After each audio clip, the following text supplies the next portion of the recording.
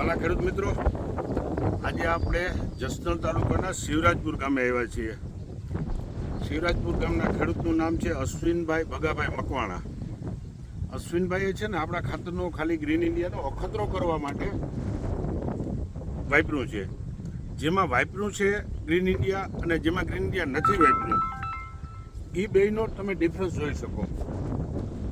તો અશ્વિનભાઈ, તમને આમાં શું ફરક લાગ્યો? તમે જે ખાતર વાપર્યું છે અને નથી વાપર્યું?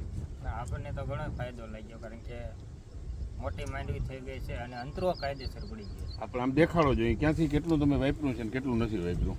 આ બાજુથી 8 ચામાં વાપર્યું છે ને અહીંથી આમ નથી વાપર્યું. આ બાજુ નથી વાપર્યું.